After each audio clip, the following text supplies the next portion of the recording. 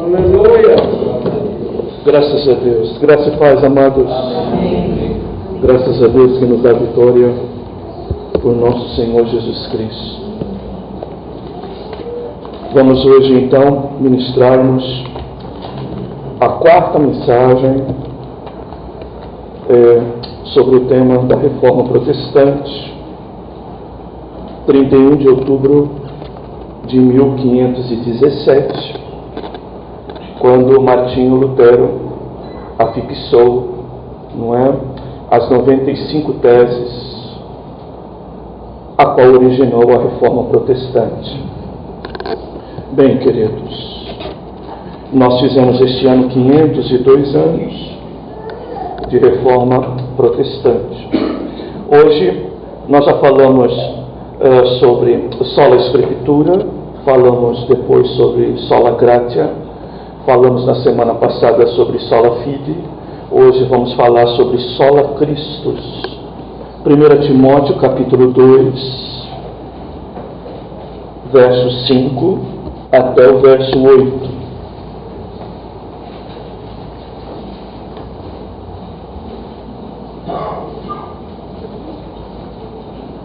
Carta de Paulo a Timóteo, a primeira carta, capítulo 2, verso 5.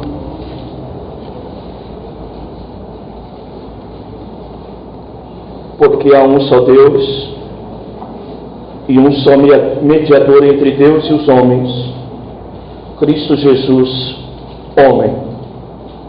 Ele se entregou em resgate por todos, para servir de testemunho a seu próprio tempo. Digo a verdade, não minto, para isso fui constituído pregador e apóstolo, mestre dos gentios, na fé e na verdade. Quero que os homens orem em todo lugar, levantando mãos santas, sem ódio nem discórdia. Amém. Queridos, na igreja da pré-reforma, a centralidade de Cristo estava distante de ser uma realidade. A idolatria e a busca constante de mediadores entre Deus e os homens era um fato na igreja da pré-reforma, ou antes da reforma. Sem generalizar, mas os púlpitos da igreja evangélica, de hoje, principalmente a brasileira, experimenta declínio semelhante quando o assunto é a centralidade de Cristo. Cristo, em primeiro lugar, não tem o centro na maioria das mensagens, mas tem surgido um tal culto que nós poderíamos classificar como culto à personalidade, onde líderes que surgem parecem que são carregados de uma espécie de uma síndrome que nós chamamos de espírito messiânico, não é? Alguns deles, inclusive, parecem inerrantes. Um dos pontos da igreja evangélica de hoje é esse. As pessoas não vão mais à igreja, e quando vão à igreja, sua motivação não é buscar Cristo nas mensagens. Mas, na verdade, hoje, grande parte de nós nos identificamos com alguns pregadores. Alguns deles querem construir uma imagem que nós chamamos, inclusive, até na psicologia, de personalística, quando certos homens querem se mostrar inerrantes, melhores do que os outros, e constroem este caminho exatamente para fazer discípulos de si próprio, não discípulos de Cristo, porque muitas das vezes não é a Cristo que eles pregam, mas pregam a si mesmos. E nós precisamos aprender a identificar essas coisas. Nós aqui mesmo Precisamos saber se estamos aqui por causa da mensagem cristocêntrica ou porque, de alguma forma, viemos buscar na figura do pastor ou dos pregadores dessa casa esse contexto personalístico. Isso é muito perigoso e isso vai, com certeza, nos levar a um caminho, não é, de fugirmos da centralidade que há em Cristo. Há setores conservadores hoje no Evangelho. Nós observamos em algumas mensagens pastores até conservadores que não estão nesse modelo de criar uma personalidade a respeito de si próprio. Porém, às vezes, está presente a ideia do acadecismo, não é? E essa ideia do acadecismo, onde grande parte dos pastores também evangélicos de hoje, eles se valem pelo título, pelos pré-requisitos, pela titulação. Nós estamos vendo também hoje em dia muitas pessoas impressionadas com pastores que dão uma listinha, presidente disso, presidente daquilo, presidente daquilo outro, membro do conselho não sei o quê, participante mas não sei o quê. Parece que estamos buscando hoje em dia currículo de pastores para podermos nos identificarmos com a palavra, o que é um outro perigo, principalmente para nós que valorizamos tanto a academia, tanto o seminário teológico, tanto a faculdade teológica, tanto a teologia. Nós precisamos tomar cuidado para não cair neste caminho de um pré-requisito forçado, estruturado em cima de títulos. Não é? Em cima de títulos. Eu lembro recentemente quando um dos alunos nossos, quando nós fazemos aqueles bannerzinhos de apresentação do nosso seminário teológico, não é? Ele me interpelou dizendo: pastor, coloca aí seus cursos, coloca aí seus títulos, coloca, não é? Aí, não é? Escreva aí, não é? No que o senhor é formado, etc. Eu disse: um bom pregador e genuíno pregador do Evangelho não precisa ficar fazendo publicidade dos seus títulos. Aqui não é lugar para isso. Aqui é lugar para se pregar a Cristo e não se supervalorizar o ser humano. Quem quer supervalorização, aqui não é lugar. Até porque tudo que a Bíblia fala a respeito de nós é de que nós somos o mais miserável dos pecadores. E todos que realmente têm um encontro com o Evangelho precisam reconhecer este fato, esta realidade. Por isso, cuidado. Quando você até se dispõe a querer participar do Evangelho de forma mais de frente, não é? E você, de alguma forma, não é? Está supervalorizando os títulos, a posição, os cargos, porque, na verdade, nós não podemos valorizar isso, porque Evangelho, o caminho é diferente. Evangelho, o caminho é do serviço. Nas igrejas, por exemplo, neopentecostais, a centralidade de Cristo se esvaziou na soteriologia de mercado, cuja ênfase é a salvação dos negócios, é a salvação da casa endividada, é a salvação dos familiares das drogas, ou das drogas que se alojou no seio da família, ou, infelizmente, a centralidade de Cristo também se esvaziou, porque muitos vão buscar um Cristo apenas para resolver uma dor de cabeça, quando na verdade Cristo veio resolver um problema que nenhum outro ser pode resolver, que é a salvação de nossas almas. Não é, queridos? Bem, queridos, mas nós também podemos observar que nas igrejas pentecostais, ou nas chamadas igrejas livres, nós estamos vivendo um tempo da adoração espontânea. Ah, queridos, como não ficar contente hoje em dia ao ouvir esses hinos da harpa, ao ouvir os hinos selecionados, preocupados e mostrar, inclusive, a centralidade de Cristo neles. Nós estamos vivendo uma época de que igrejas, algumas delas até mantêm uma mensagem boa, mas na hora que chega no louvor, então essa adoração é a tal adoração espontânea, aonde as canções são antropocêntricas, não é? São muitas das vezes nos direitos dos crentes, está focada no carisma dos ministradores e no crescimento e na visibilidade do ministério.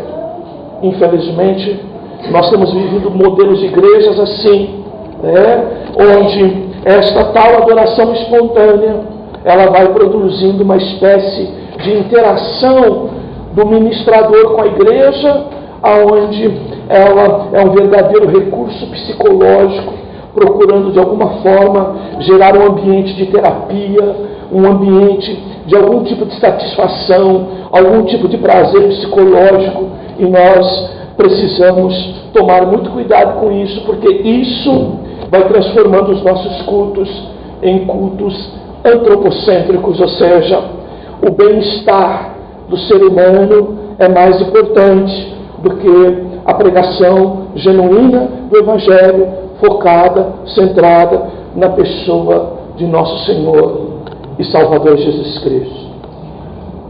Se nós olharmos a igreja da pré-reforma, o Papa, os cardeais, os bispos, os arcebispos, os padres, como mediadores. Se nós olharmos a ênfase da Igreja Católica, ainda antes da Reforma, vamos observar que a Igreja julgava que ela mesma, a Igreja, era uma espécie de mediadora. Se nós focarmos toda a história da Igreja construída em cima de um decreto de Constantino, nós vamos ver a Igreja também adotando Maria como uma espécie de mediadora. E por fim, se nós formos buscar ainda a história, vamos ver também os apóstolos virando santos, mediadores de uma igreja que por vezes esquece de texto como esse que nós lemos, que não está apenas na Bíblia protestante, está na Bíblia católica. Há um só mediador, que nós já ouvimos falar hoje, do artigo definido no singular. Artigo definido singular. Há só um único mediador. Nem a igreja é mediadora, enquanto instituição, muito menos os santos que já estão em glória esperando, não é? O dia da ressurreição, e que a luz da Bíblia não tem contato nenhum com o mundo dos vivos, estão lá conscientes da espera da ressurreição, a espera da ressurreição. Maria, inclusive, certamente está lá à espera da ressurreição, cremos assim. Todavia, o único que morreu, mas ressuscitou, como foi o texto lido já aqui na palavra de introdução, foi a pessoa bendita de nosso Senhor e Salvador Jesus Cristo. É Ele que ressuscitou ao terceiro dia, ascendeu aos céus, está sentado à direita de Deus, intercedendo por nós, cumprindo com este papel então de mediador e único mediador, sola Cristo. No Antigo Testamento, até Jesus aparecer, Moisés era considerado mediador. Para o povo judeu, não havia um outro líder que representasse-os diante de Deus, como foi Moisés. Moisés, que falou com Faraó, Moisés, que em nome de Deus foi falar com o faraó para que deixasse o seu povo sair do Egito. Mas todas as vezes que nós acompanharmos esse Moisés, uma espécie de sacerdote, às vezes, outra hora uma espécie de profeta, este grande líder do Antigo Testamento, ele é considerado mediador principalmente porque ele recebeu a palavra de Deus representada nos 10 mandamentos, ou os 613 artigos que constam na lei de Moisés, que representam esses 10 mandamentos, e que de alguma forma, foi através de Moisés que recebeu aquilo que nós chamamos de antiga aliança, antigo pacto, Antigo Testamento, representado então neste conjunto de leis que se tornou então esse parâmetro de Deus, de relacionamento entre Deus e o seu povo. Moisés é considerado então, até Jesus vir, um mediador, chamado mediador da antiga aliança. Bem, queridos, é lógico que todos nós hoje que temos a nova aliança completa, sabemos que Moisés é uma tipologia, deste mediador que é Cristo, nesse sentido. Se nós lermos lá textos como Hebreus 9,15, olhe lá, Hebreus 9,15.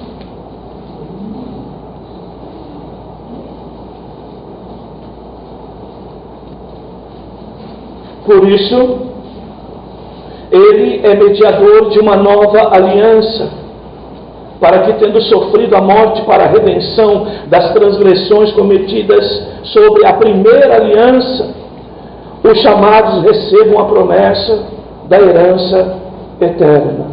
Olha só, mediador de uma nova aliança. Jesus, então, é o mediador de uma nova aliança.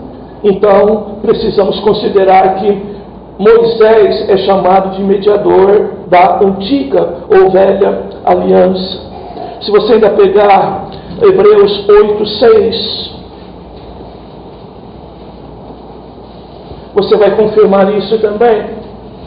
Mas agora, tanto ele alcançou ministério mais excelente, quanto é mediador de uma aliança melhor, firmada sobre melhores promessas. Aleluia. Bendito seja o nome do Senhor.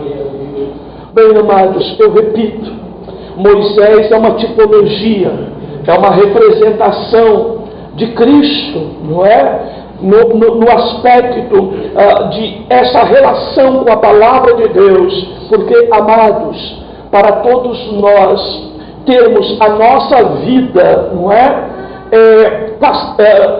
passando por um processo de ajuste, de acerto, de justificação, de perdão, nós precisamos da palavra de Deus. Jesus, então, ele é a palavra, e ele então traz essa palavra de esperança em cima da sua obra vicária ali no Calvário, onde então ele traz então através da sua vida e através de sua palavra esta possibilidade de mediação entre os homens e Deus. O que é mediar? Não é?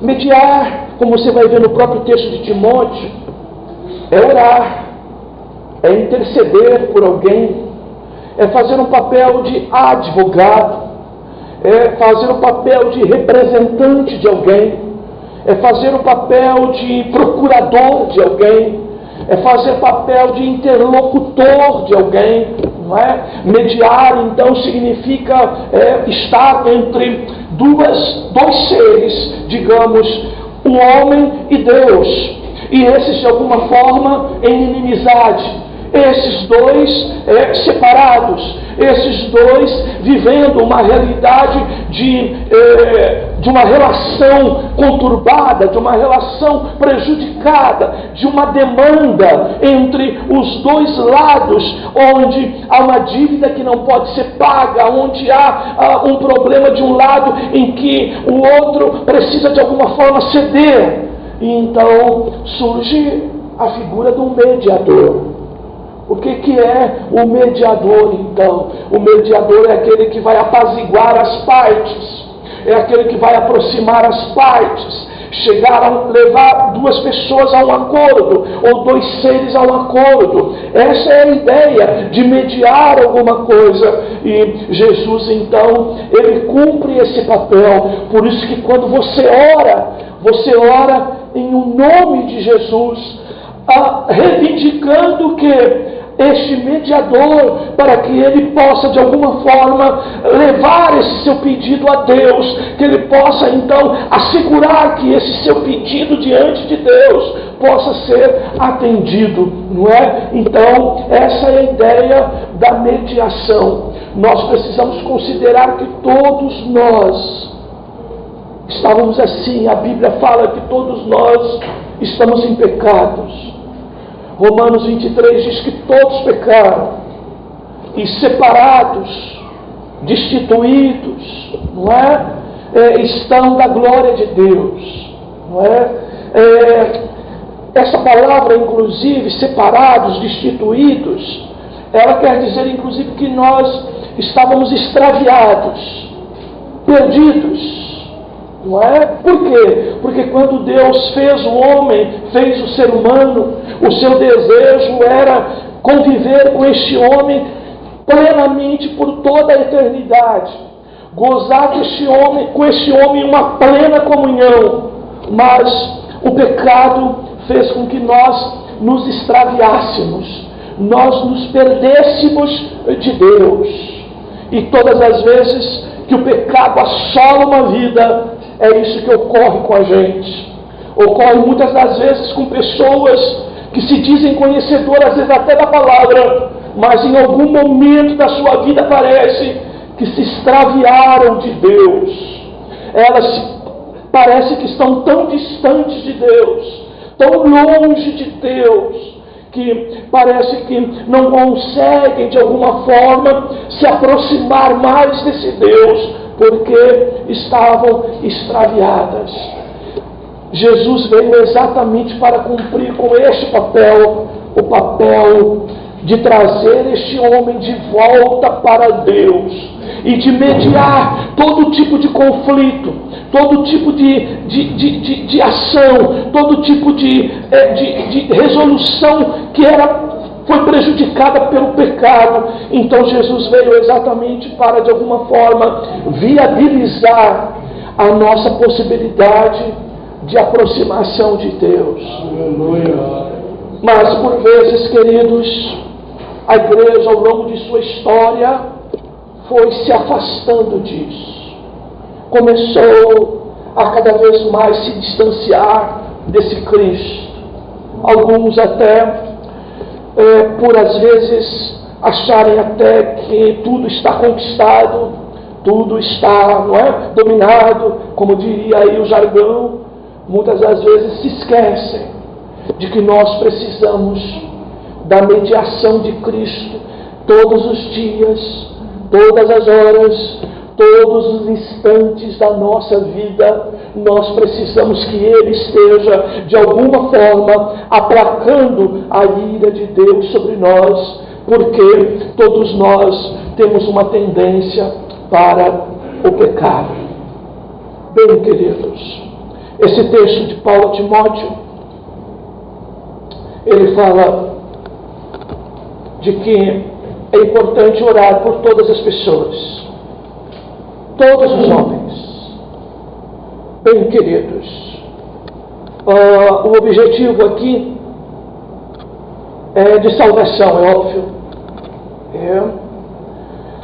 Um dos outros problemas que a igreja se confundiu no meio do caminho, e até por isso parece que Cristo vai perdendo um pouco do valor, porque nossas orações, elas por vezes não estão sustentadas em cima de salvação. Às vezes, até uma pessoa que não é salva ainda, ou que não está convivendo na igreja, pede oração por uma enfermidade. Parece que nós temos muita disposição de orar pela enfermidade dessa pessoa, quando a nossa maior disposição seria orar pela salvação dela. A igreja tem se perdido nisso. Até nisso a igreja tem se perdido. E isso é uma pena. Isso é uma pena. Porque, amados, não é? Como a gente costuma dizer, não é? Até na evangelização, há tanta gente falando de estratégia de evangelismo. E tem lugares que a estratégia de evangelismo é mais relevante do que a pregação do Evangelho centrada na pessoa de Cristo. Oh, irmãos, nós precisamos pregar Cristo e Cristo crucificado. Se a pregação do Cristo crucificado não for suficiente para salvar uma vida, nada mais será suficiente. Mas, infelizmente, grandes reuniões, inclusive de evangelização e discipulado, muitas das vezes a ênfase é qual estratégia, e esquece os próprios líderes que a sua igreja, por vezes, já não prega o Cristo crucificado, e por isso é o seu maior problema de não alcançar vidas em termos de salvação. Bem, eu não quero, dizer que não devemos orar pelos enfermos, porque a Bíblia diz que devemos orar. Também não quero dizer que a gente não deve, se organizar e procurar caminhos para evangelizar. E o que eu quero dizer principalmente é que não adianta nada disso se nós não voltarmos a pregar o Evangelho cristocêntrico. Nós precisamos voltar a esse Evangelho. Bem, você vai ver aí o texto. Vamos para o texto. 1 Timóteo 2,5. Há um só Deus e um só mediador entre Deus e os homens, Cristo Jesus, homem. Olha a ênfase do texto de Paulo. Ele destaca homem. Nós todos sabemos que Jesus tinha duas naturezas: a natureza humana e a natureza divina. É o verbo que era divino, que era Deus, conforme João 1, que se tornou carne, que se encarnou, tomou a forma humana. Nós sabemos disso. A Bíblia é categórica que o sacerdote tinha que ter natureza humana. O sacerdote do Antigo Testamento tinha que cumprir com certos rituais antes de prestar o sacrifício, porque ele, como imperfeito, precisava dar natureza de perfeição ao ato que iria realizar. Mas era um homem que fazia isso. E a ênfase aqui está exatamente isso, para mostrar que o único ser humano, o único homem, o homem perfeito, o homem que João diz: eis aí o Cordeiro de Deus que tira o pecado do mundo, João 1,29, é este Jesus, perfeito como homem, que é o mediador entre Deus e os homens. Aleluia! Jesus tem esta marca e esta garantia sobre ele de perfeição, e por isso que a morte não pôde segurá-lo, A morte não pôde retê-lo, a morte não pôde segurá-lo. Ele então ressuscitou como a sua maior evidência autenticada de perfeição e sem pecado. A Bíblia diz que ele, como homem, foi tentado em todas as áreas, em todas as coisas, mas ele resistiu a todas as tentações, aleluia, e se apresentou e está diante de Deus hoje como sacerdote perfeito. intercedendo por cada um de nós. Aleluia. É nisso que está a nossa convicção. É por isso que crente não tem que ter esse mimimi, não é porque eu estou fraco, não porque eu não consigo, não porque eu não consigo caminhar nas Escrituras, não porque eu não consigo servir a Deus. Nós temos que parar com isso, sabe por quê, queridos? A nossa confiança não está no que nós fazemos, no que nós podemos fazer, no que nós somos capazes, mas a nossa confiança está no que está escrito a respeito da pessoa de Jesus Cristo. Ele é perfeito, Ele é perfeito, Ele é digno, Ele é o Cordeiro de Deus que tira o pecado do mundo. A minha convicção de salvação não está na minha perfeição, não está nas minhas certezas, no campo do que eu posso e devo fazer, mas está naquilo que Cristo fez por mim lá no Calvário. Aleluia! Eu tenho que ter convicção disso. Jesus é então este homem, este mediador. Você vai ver aí, um só Deus, um só mediador. Daí que surge, inclusive, não é? A palavra sola, não é? A ideia de somente. E você vai ver a palavra mediador nas melhores traduções, com letra maiúscula também, não é? Para você observar bem. E a ênfase, tá, queridos? A ênfase, Cristo Jesus, homem. O verso segue dizendo que ele se entregou em resgate por todos, para servir de testemunho a seu próprio tempo. Outra coisa que é diferenciada na pessoa de Cristo: primeiro, ele se entregou. Uma das grandes questões ao longo da história da igreja é quem matou Cristo. Judeus foram acusados e foram perseguidos até a morte. Se propôs um extermínio até dos judeus, porque para um grupo, não é? Eles teriam matado Cristo. Outros defendiam a tese que foram os romanos que mataram Cristo, não é? Bem, meus amados, esse verso 6 aqui deixa claramente, e as palavras de Jesus que disse: ninguém tira a minha vida, eu a dou de mim mesmo, dou para tornar a tomá-la. Aleluia. Quem que matou Cristo não foi judeus, não foi os religiosos, não foi os romanos, não foram também os gnósticos, né? Ou melhor, os agnósticos, ou os céticos, ou os ateus, ou os sem religião, representando aí a ideia dos romanos. Não, não, não. Ele se entregou a si mesmo. Aleluia. E ele se entregou a quem? Se entregou a Deus. Pagou o preço a Deus, não é? Eu sempre, quando prego sobre isso, gosto de reiterar: tome cuidado com a doutrina falsa que está por aí, dizendo que o preço foi pago ao diabo. Jamais, Deus nunca deveu nada ao diabo. O preço foi pago a Deus, porque se pecou contra Deus, a nossa dívida era contra Deus, e quando Cristo se entregou na cruz por nós, pagou a nossa dívida a Deus.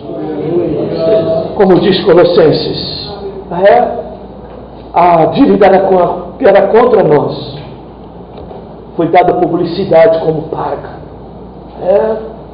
foi postada no mais alta cruz, dizendo: dívida paga, aleluia, pela obra de Cristo.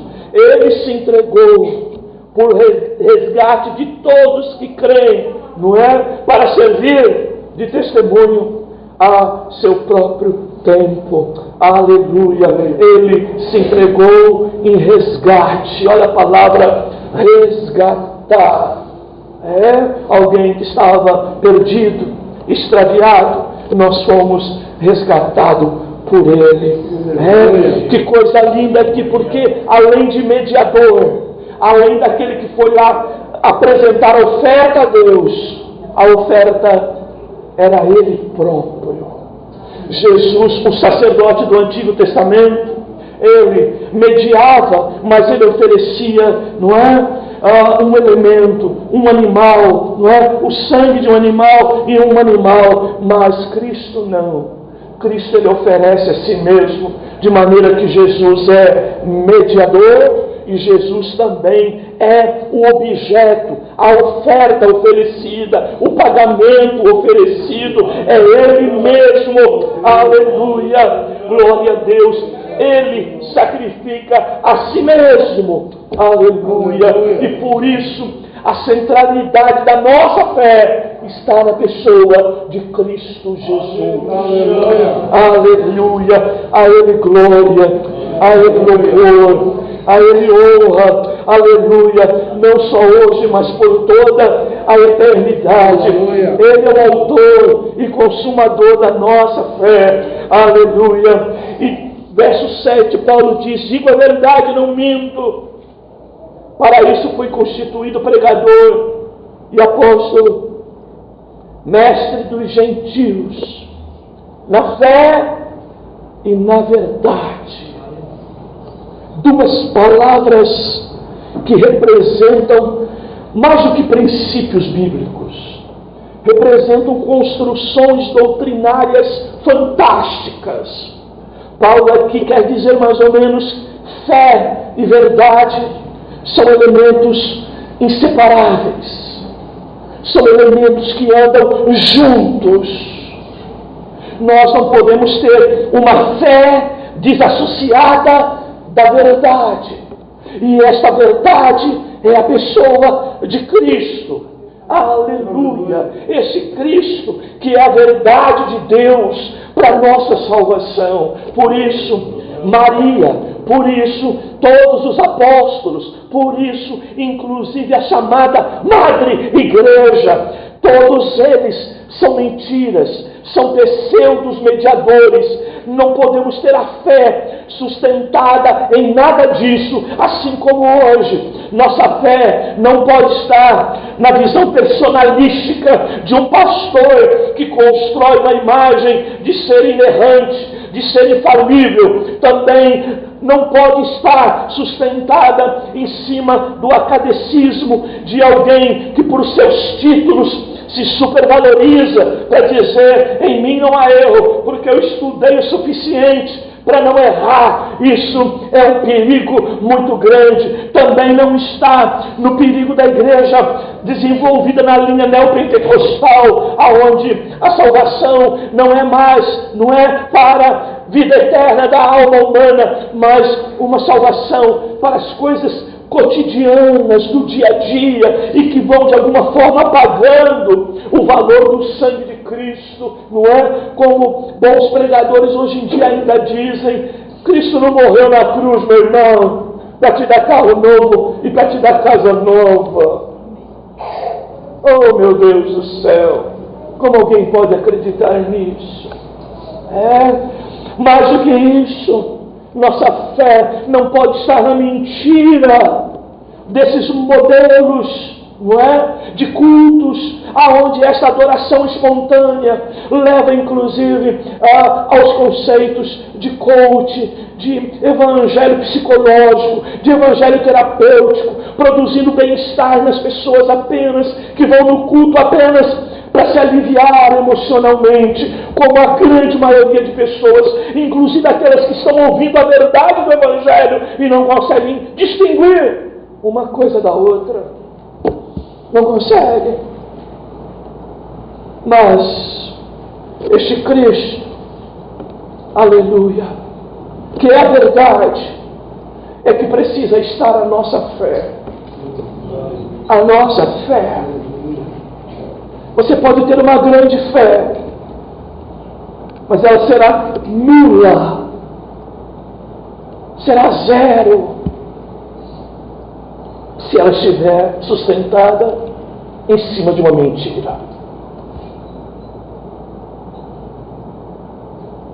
E é isso que estava acontecendo na pré-reforma.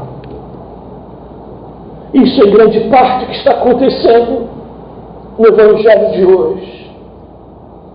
Alguém ainda acreditando nos méritos seus ou de alguém, mas não de Cristo, para a salvação. Fé e verdade são inseparáveis, devem caminhar juntas. E quando o assunto é cristologia, nós devemos lembrar, não é? Primeiro, da pessoa, da natureza, da obra e do ministério de Cristo. Toda boa cristologia, ou melhor, todo bom ensino a respeito da pessoa de Cristo vai focar na pessoa, na natureza, na obra e no ministério de Cristo. Nós precisamos sempre ter isso como base. Jesus como centro deve ser a fonte de toda a nossa pregação e de toda a nossa fé. Jesus como centro deve ser fundamento de toda a nossa fé e de toda a nossa pregação. Jesus como único deve ser insubstituível. Não há ninguém que possa tomar o lugar do nosso Cristo. Não há nada que possa, cobrir e ocupar o lugar de Cristo, porque Ele é único, Ele é a base, Ele é a fonte, Ele é insubstituível, Ele é a oferta, Ele é o ofertante. Aleluia! Glória a Deus! E por isso que nós temos convicção desta tão grande salvação. Quando você olha para você mesmo, meu irmão, você verá todas as possibilidades de ser salvo prejudicadas. Quando eu olho para mim mesmo, a mesma coisa. Mas quando eu olho para Cristo, segundo as Escrituras, não há possibilidade alguma de eu ficar fora do céu, de eu ficar fora da vida eterna, de eu gozar para sempre, aleluia, o prazer eterno com o meu Deus, aleluia, porque o nosso Cristo é perfeito, aleluia, aleluia. A igreja se afastou disso, as mensagens foram corrompidas, as orações se corromperam. Tem crente orando, encerrando a oração, em nome do Pai, do Filho e do Espírito Santo. Como que pode? Como que pode? Como que um crente doutrinado pode terminar sua oração em nome do Pai, do Filho e do Espírito Santo? Como que pode? Há um só mediador. E olha essa construção. Quando você termina a oração em nome do Pai, do Filho e do Espírito Santo, você está pedindo alguma coisa a alguém em nome de outras 3 pessoas. Então quem é esse alguém? Se você está pedindo em nome do Pai, do Filho e do Espírito Santo, para quem que você está pedindo? Essa é a oração católica. Essa 4ª pessoa seria Maria. Então como que você termina essa oração assim? Pastor, mas quando o senhor dá a bênção apostólica, o senhor diz em nome do Pai, do Filho e do Espírito Santo. Sim, mas eu não estou dirigindo nada a outra pessoa. Se você está pedindo para alguém em nome de 3 pessoas, sugere uma 4ª pessoa, ou a primeira a qual você estaria pedindo. Essa oração rouba a centralidade de Cristo. Nós não aprendemos assim. Isso é oração católica. E a sugestão é Maria. É a mariolatria que estava muito presente e que de alguma forma tende, infelizmente, conceito feminista que anda por aí. Não é? A igreja evangélica, a maioria dela não adora Maria, não é? Mas a pastolatria feminina anda por aí. Não é? Culto à personalidade. Culto à personalidade. Que Deus tenha misericórdia de nós. Que nós voltemos para a centralidade. Nossa oração tem que ser em nome de Jesus. Pastor, mas eu posso orar, não é? Em Espírito Santo? É lógico. Ele cumpre o papel de intercessão junto a nós. Junto a Deus é Cristo. O Evangelho de Romanos, a carta de Paulo aos Romanos é clara nisso. Ele intercede por nós com gemidos inexprimíveis. Está falando do Espírito Santo. Mas ele está agindo em nome de Jesus. Tá? Está agindo em nome de Jesus. Agora, queridos, o que nós precisamos entender e compreender, não é? A ênfase do homem aqui, que tem a ver exatamente com a natureza, não é? Salvífica, da construção soteriológica, não é? Que nós estamos explicando para os irmãos aqui. Agora, queridos, outra coisa, os cânticos.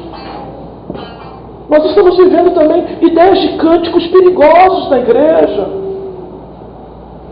Esses dias me mandaram aí, inclusive, um videozinho, muito bonitinho, bem feitinho. Acho que era de um passarinho, que o dono soltava, e ele sempre voltava, e ele sempre voltava. Eu sei que está embutido aí, não é? Eu sei que está embutido aí, não é? O conceito, não é? De livre-arbítrio torto, ou de livre-arbítrio torto, tá? De um livre-arbítrio que supervaloriza o homem, que faz o homem salvador de si mesmo, porque ele quis, porque ele decidiu isso. Bem, se alguém precisa de um auto-salvador, irmãos, não precisa de Cristo. Se alguém tem um auto-salvador, não precisa de Cristo.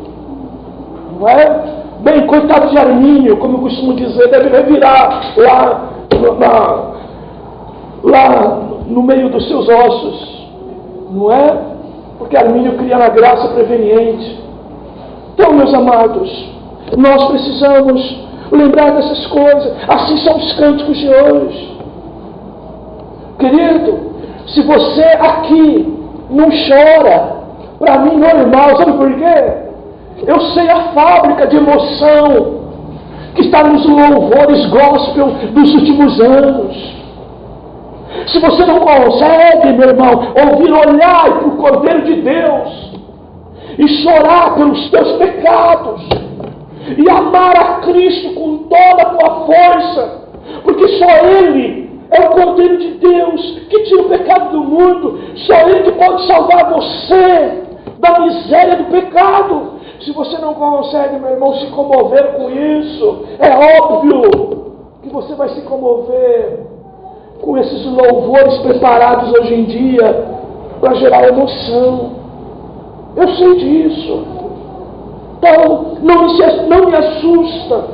Não é? Como alguns pregadores de hoje, inclusive que pegou a harpa cristã assim, num dia de culto, pegou os pés assim, e chutou em direção à lata de lixo. Isso com a harpa cristã. Pregador aqui recente, da nossa Baixada, fez isso.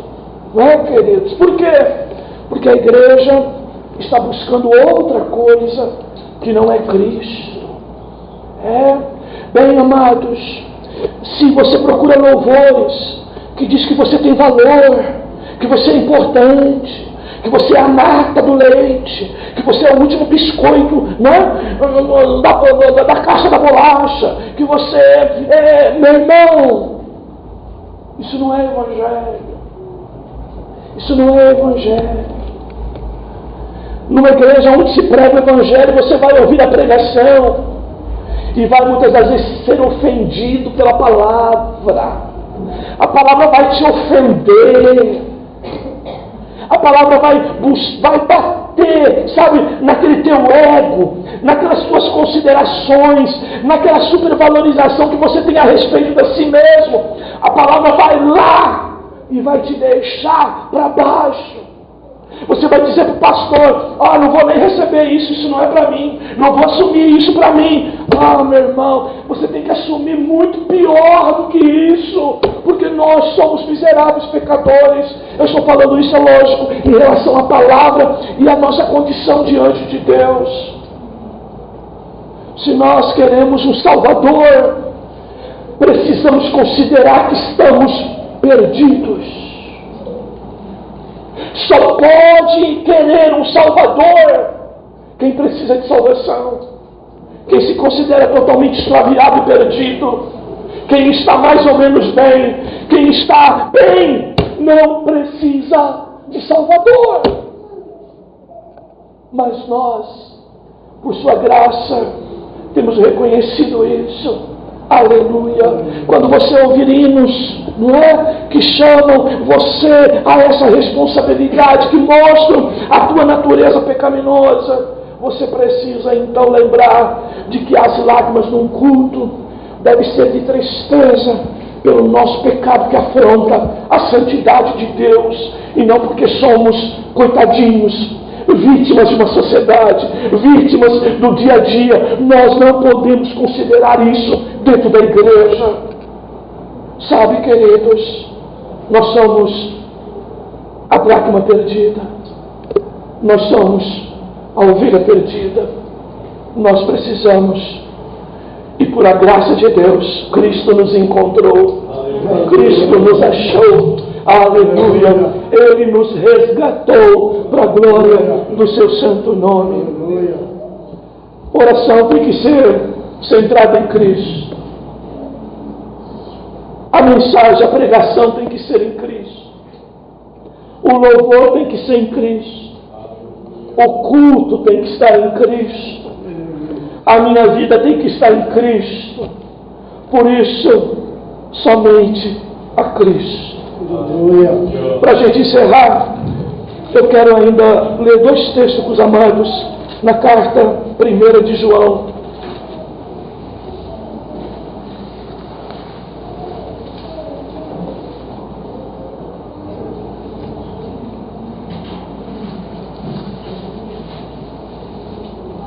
Primeira João 4.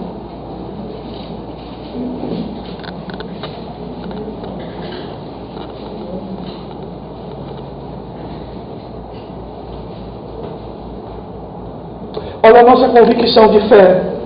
1 João 4,13. Assim, sabemos que permanecemos nele e ele em nós, por ele nos haver dado do seu Espírito. E nós temos visto e testemunhado que o Pai enviou seu Filho como Salvador do mundo. Todo aquele que confessa que Jesus é o Filho de Deus, Deus permanece nele e ele em Deus. Aleluia. Olha aí o verbo permanecer, verbo de ligação, lembra? Ser, estar, ficar, permanecer. Estamos em Deus, ligados a Deus por meio de Cristo Jesus. Ele é o verbo de ligação, ele é o verbo que liga o homem a Deus. Aleluia. Aleluia. E ainda 1 João 5,10. 1 João 5,10. Quem crê no Filho de Deus tem um testemunho em si mesmo. Quem não crê em Deus torna-o mentiroso, pois não crê no testemunho que Deus dá de seu Filho. E o testemunho é este: Deus nos deu a vida eterna, e esta vida está em seu Filho. Quem tem um Filho tem a vida. Quem não tem o Filho de Deus não tem a vida. Aleluia. Eu vos escrevo essas coisas a vós que credes no nome do Filho de Deus, para que saibais que tendes nele a vida eterna. Aleluia! Que coisa linda o testemunho de Deus a respeito de seu Filho. Quem tem o Filho tem a vida. Quem não tem o Filho de Deus não tem a vida. Por isso, só Cristo, somente Cristo, nada mais do que Cristo. Quem tem Cristo e está em Cristo tem a vida eterna. Aleluia! Bendito seja o nome do Senhor. Que você viva isso. Que você não aceite qualquer outra proposta que te afaste dele. É só Cristo. Cuidado com a automediação. Cuidado com o autossacrifício. Meu irmão, cuidado com esse modelo que a maioria de nós viemos, que às vezes confiamos muito mais no nosso jejum, na nossa obra, do que na obra de Cristo no Calvário. Cuidado quando a ênfase está muito mais num suposto sacrifício nosso e nós esquecemos do valor do sacrifício de Cristo. Cuidado, meu irmão. É somente Cristo. Não aceite qualquer um outro. É somente Ele. Nada, nenhum que morreu, irmãos, cumpriu com esses parâmetros que nós vemos. Só Ele ressuscitou e está à direita de Deus, intercedendo por nós. Aleluia. Só Ele é mediador. E nenhum dos vivos pode chegar a Deus se não for através de Cristo. Se alguém disser que através dele é diferente, esqueça isso. Esse alguém tem que apontar Cristo. Se Cristo for realmente a razão da pregação, do conselho, da orientação de alguém para você, amém. Se não for, se livre disso. A nossa fé tem que estar centrada na verdade. E a verdade é a pessoa de Cristo. Aleluia. Que Deus os abençoe em nome de Jesus.